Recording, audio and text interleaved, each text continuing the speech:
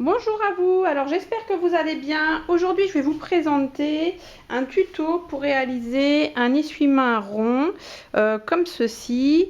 Donc avec une pose de biais, une attache avec un bouton et une broderie personnelle. Alors pour réaliser cet essuie-main, vous aurez besoin d'un grand morceau de papier. Moi j'ai pris du papier de coupe pour réaliser le patron vous-même. Il vous faut évidemment du tissu éponge qui est l'outil principal. Après, soit du biais fait maison ou du biais acheté. Et il vous faudra ensuite des boutons. Alors cet essuie-main est assez rapide à faire. En une journée, vous pouvez réaliser au moins 2 essuie-mains complets avec les broderies. Quand je dis broderie, je parle d'une petite broderie. Vous pouvez faire cet essuie-main avec du tissu de récup pour vous évidemment, peut-être pas pour faire des cadeaux. En général, ça se réalise avec un diamètre de 50 à 70 cm. Voilà. Alors la première étape va être de préparer votre patron. Donc moi j'ai du papier de coupe qui est assez grand, ça fait 100 cm sur 150 cm, donc je vais utiliser ça. Découpez un carré en prenant une marge de 2 cm par rapport au diamètre de l'essuie-main que vous souhaitez faire. Dans mon cas, je vais prendre un carré de 72 cm. Bon, alors une fois que vous avez votre gabarit, vous pliez votre feuille déjà en deux. Alors après, il faut le replier à nouveau en deux.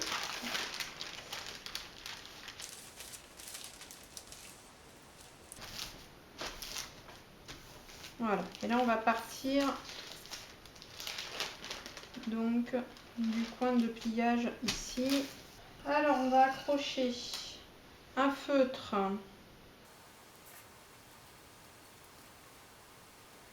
On va compter donc la valeur d'un rayon, c'est la moitié du diamètre, 35 cm. Hop, on tient la ficelle et on va se faire un repère. Voilà, les 35 cm, ça fait ça. On a le repère sur la ficelle. On peut couper notre bout de ficelle avec un petit bout de scotch. Donc on part loin du deuxième coin. Je vais repérer là où j'avais mis ici le petit repère pour les 35 cm et je scotche dessus en prenant qu'un tout petit bout de papier de coupe pour éviter qu'après en décollant le scotch ça me pose des problèmes et que ça m'arrache le papier. Après, donc je prends mon stylo, je tiens le bout quand même et je tends mon feutre et je fais mon gabarit avec mes 35 cm. Vous pouvez repasser un petit peu avant pour faciliter.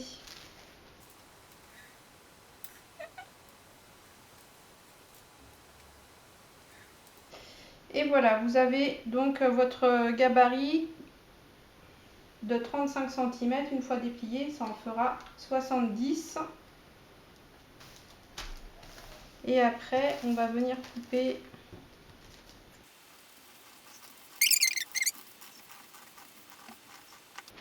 Donc vous pouvez déplier, vous avez votre patron qui est prêt. Vous pouvez donc indiquer dessus que c'est un rond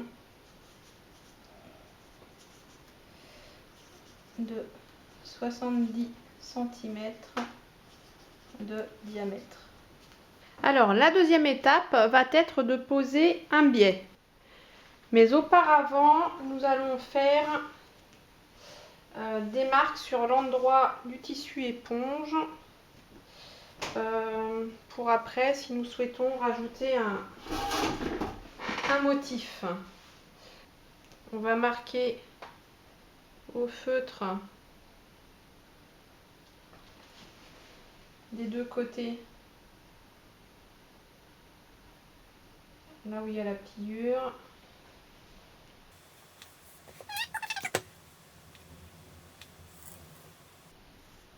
c'est du feutre lavable, hein. Donc comme ça, et on recommence, on fait la même chose de l'autre côté.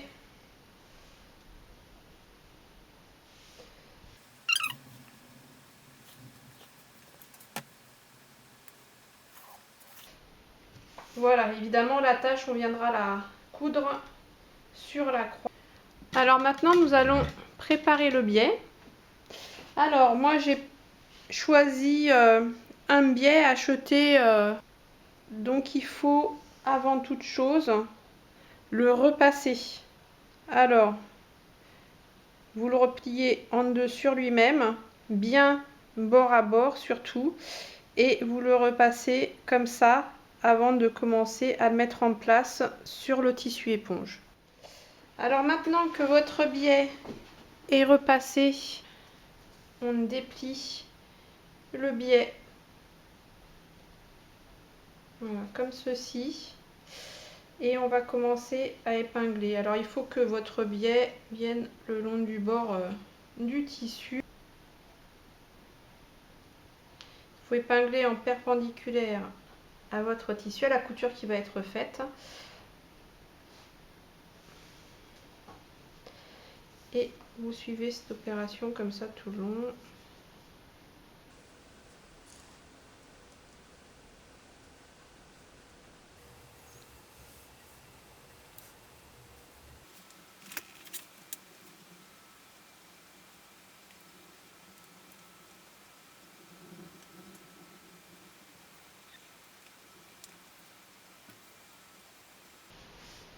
Alors, quand on arrive à la fin, bon, on continue d'épingler un maximum, toujours en suivant le bord du tissu éponge.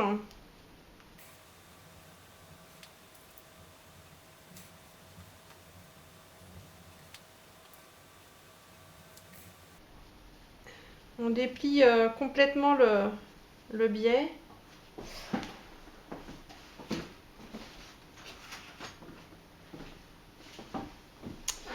Là, il m'en reste un petit peu beaucoup, donc je vais le couper. On va le replier sur lui-même.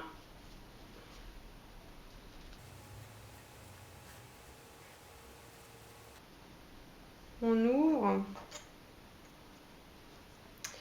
Et on trace un trait le long de la marque. Bon, c'est un stylo à friction. Ça s'en va à la chaleur. Donc de l'autre côté, on fait la même chose.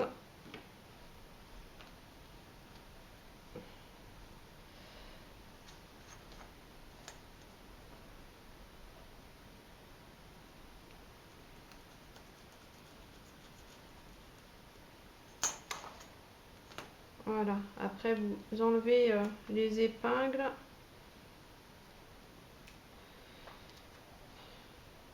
Qui sont sur le tour, enfin les deux premiers. Et donc une fois que vous avez mis vos traits l'un sur l'autre, pour vous en assurer, vous pouvez planter une aiguille dans le trait qui est en face de vous et la faire ressortir. Toujours sur le trait, vous retournez votre tissu et vous voyez si de l'autre côté c'est sur le trait ou pas. Alors là, je suis à côté du trait. Donc il faut que j'enlève, faut que je remonte le tissu qui est en dessous un petit peu. Voilà. Je recommence. Et là, je suis bien, je suis sur le trait. Et on va faire une couture au point droit en assemblant les deux bandes de biais. Ça va permettre de faire une jolie finition. Vous voyez, j'ai cousu ensemble les deux morceaux. Alors, quand le tissu est relativement fin, ne vous amusez pas à essayer de faire des points arrière. Vous partez donc, pour coudre ensemble, vous partez donc d'un côté simplement, vous faites un point droit et après, quand vous arrivez au bout, vous plantez votre aiguille, vous retournez votre tissu dans l'autre sens et vous repartez à l'envers sur les points que vous avez déjà fait. Ça fait office de point arrière et du coup le fil ne s'en ira pas. Voilà, alors une fois que vous avez cousu, coupez à environ 5 mm de la couture le surplus de biais. Après, vous allez ouvrir les coutures au fer, c'est-à-dire que voilà, vous ouvrez vos marges, vos surplus de couture comme ceci et vous les repassez. Après, vous allez prendre un petit ciseau, vous allez couper les pointes de chaque côté de votre couture que vous venez d'ouvrir.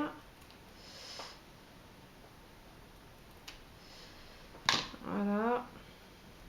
Et il faut reformer le biais.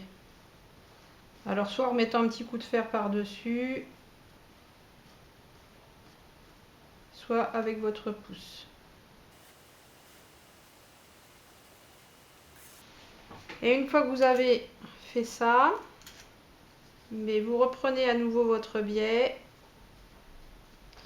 et vous finissez de l'installer correctement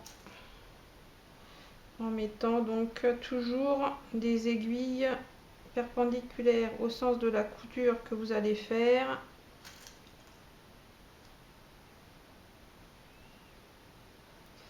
Et surtout le long du bord de votre tissu. Voilà, vous êtes prêt à les coudre. Alors la couture du biais se fait toujours dans le pli.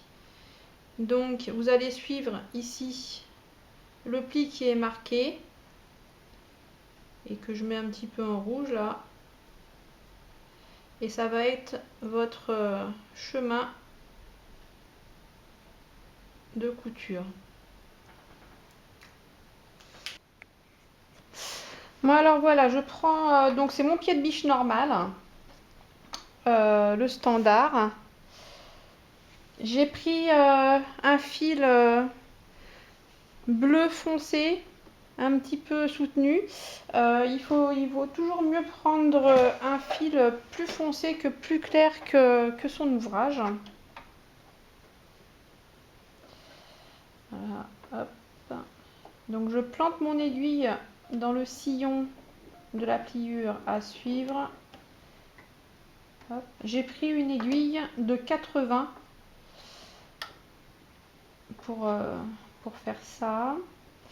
J'ai mis ma tension en automatique, mon aiguille au milieu. Je vais faire un point à 4 en longueur hein, car le tissu est quand même un petit peu épais et donc c'est un point droit, le choix de la lettre A pour les réglages. Et on y va tout doucement, surtout on ne tire pas sur le tissu parce que le tissu éponge est extensible et donc peut se déformer.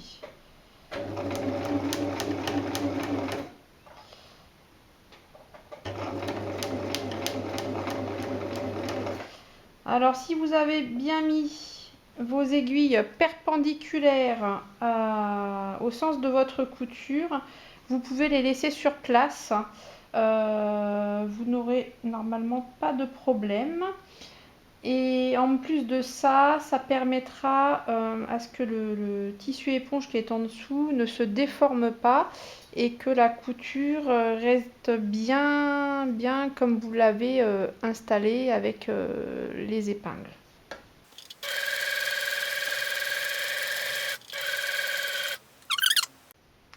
Alors lorsque vous arrivez là où vous avez raccordé le biais pour les finitions, vous faites en sorte que ça passe bien à plat sous le pied de biche.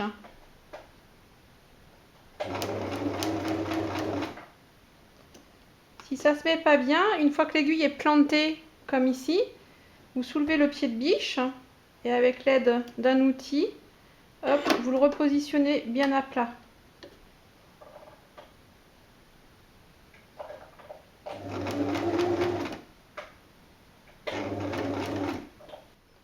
Alors le meilleur moyen de suivre correctement le sillon est de coudre doucement et pas tout berzingue, hein.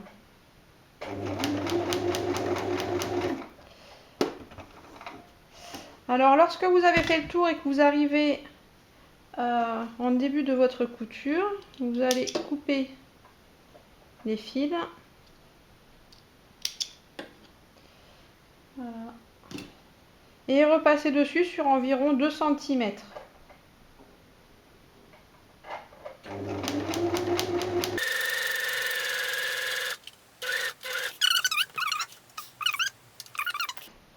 Alors vous voyez qu'il y a eu une double piqûre, mais c'est propre. Voilà, on va passer à la suite. Maintenant, vous enlevez toutes les épingles. Vous allez vérifier les bords de votre tissu. Je m'explique. Donc par exemple, je vous disais, à ce niveau-là, ici, vous voyez que mon tissu éponge ressort un petit peu par rapport à mon biais que je viens de poser. Pour ne pas avoir de problème d'épaisseur et pour avoir une jolie finition après, donc moi je vous conseille, c'est de refaire le tour de votre tissu éponge et de venir le dégrossir, notamment quand ça dépasse et même si ça ne dépasse pas. Donc voilà, vous pouvez recouper un petit millimètre. Ça va vous faciliter la pose du biais de l'autre côté. Alors voilà, une fois que vous avez fait le tour, vous démarrez du point de repère, du raccord, du biais par exemple, et vous poussez donc le biais vers l'extérieur.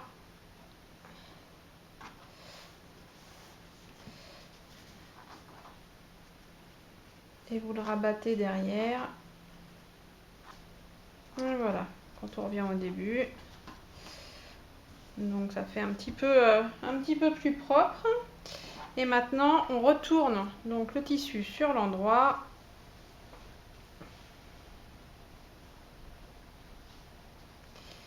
Et on va prendre des épingles pour venir placer le biais correctement. Donc vous essayez de le garder bien à plat.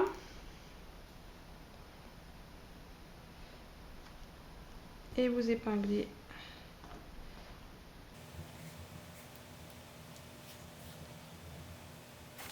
Alors maintenant que vous avez piqué tout votre biais sur le contour complet, on va passer donc à la couture. Donc je garde le pied de biche normal. Alors vous allez positionner votre aiguille de 1 à 3 mm du bord du biais pour la couture. Plus l'aiguille est proche du bord du biais et plus la couture sera jolie. Au niveau de la tension du fil, je suis sur 3 car il y a un petit peu d'épaisseur entre le tissu éponge et les deux bandes de biais. Et après, en largeur de point, je suis toujours en automatique.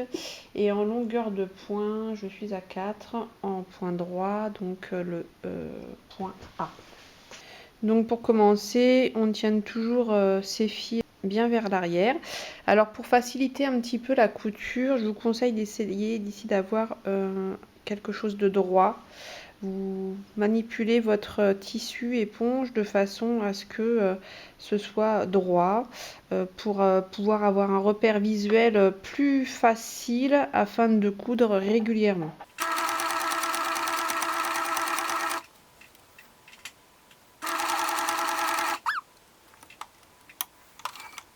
Alors le problème du biais acheté, c'est qu'il n'est pas très régulier. Donc si jamais votre biais, vous voyez qu'il se tord un peu, qu'il force un peu, vous n'hésitez pas, vous plantez bien votre aiguille dans le biais, vous remontez votre pied de biche et vous le repositionnez comme il faut. Il ne faut pas hésiter surtout parce que sinon le biais après va être vrillé et ça fera pas joli. Lorsque vous arrivez à la fin du tour, vous coupez les fils qui dépassent et vous allez repasser par-dessus environ sur une longueur de 2 cm. Ça servira de point d'arrêt.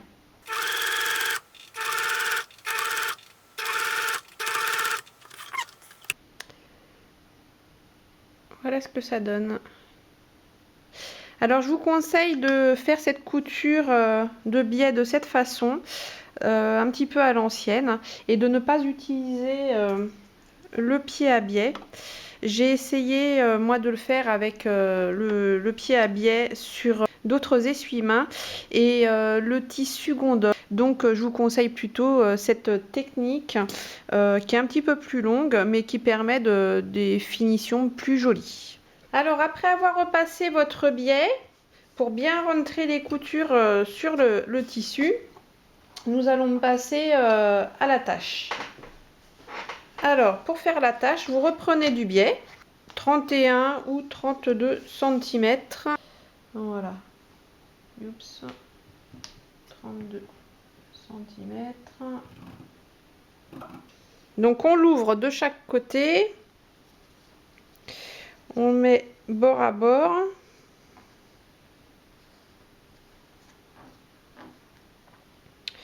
On va lui mettre des épingles pour le maintenir. Là, on va tracer un trait droit environ 5 mm du bord. Voilà. Et du coup, on va venir faire une couture tout le long, au point droit. Voilà, alors une fois que c'est fait, on vient couper les angles des deux côtés. On enlève les épingles et on vient ouvrir la couture ici au fer à repasser. Vous en profitez pour reformer le biais comme il était et vous le pliez en deux de façon à ce que la couture que vous venez de faire se retrouve au milieu, on va dire, de la bande aplatie comme ceci. Pour solider un petit peu cette future attache, on va venir mettre de la viseline. C'est du thermocollant double face. Ça sera plus facile pour coudre la boutonnière, d'avoir quelque chose, un tissu plus rigide.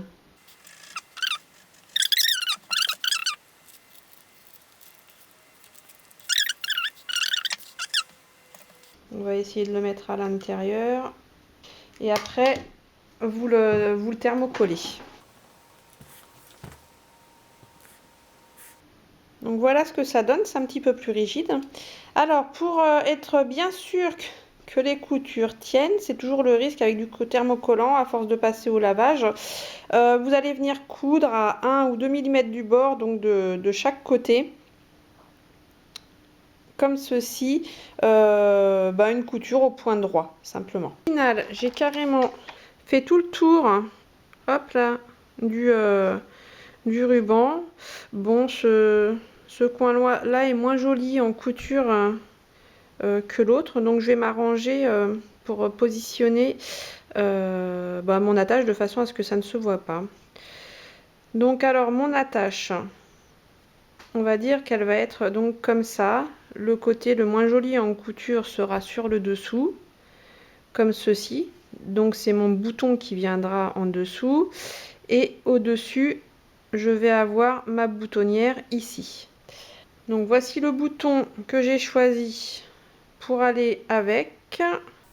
Pour coudre une boutonnière, je vous invite à visualiser le tutoriel que j'ai réalisé pour vous aider.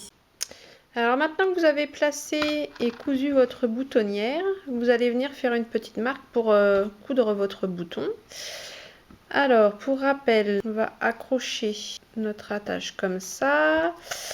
Après, on va la plier ici, comme ceci. Et on va venir coudre cette partie-là sur l'essuie-main. Donc, là, je mets bien bord à bord et je viens mettre... C'est du stylo à friction, ça s'en va à la chaleur. Donc, je fais une trace...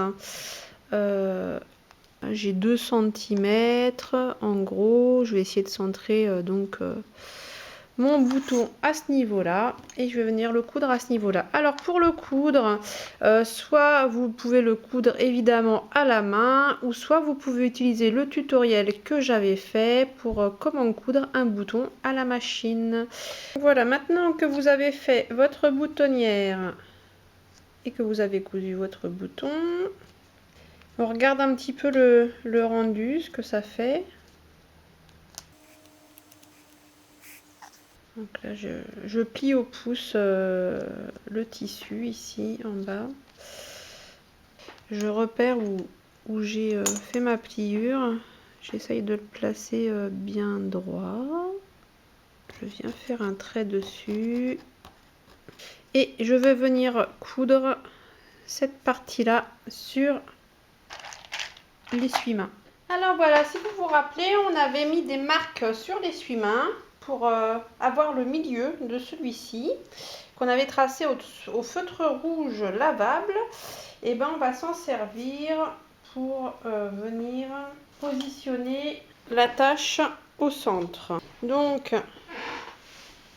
là où on a fait le trait, bon, vous êtes sur l'endroit du tissu, vous venez faire correspondre le trait avec la ligne déjà tracée sur l'essuie-main et vous essayez de le centrer également par rapport à la verticale.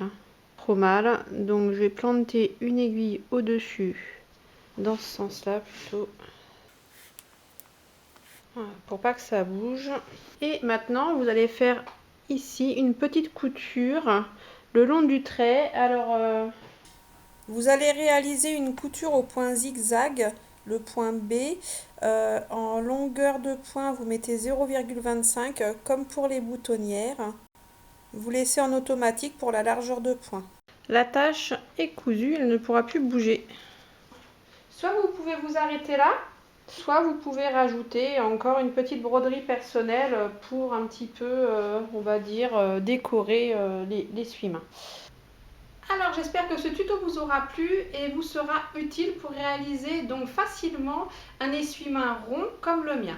Alors en ce qui concerne la broderie, je vais faire un second tuto à part. Alors, vous pouvez toujours me suivre sur mon blog www.couturepourdébutantes.fr ainsi que sur ma page Facebook.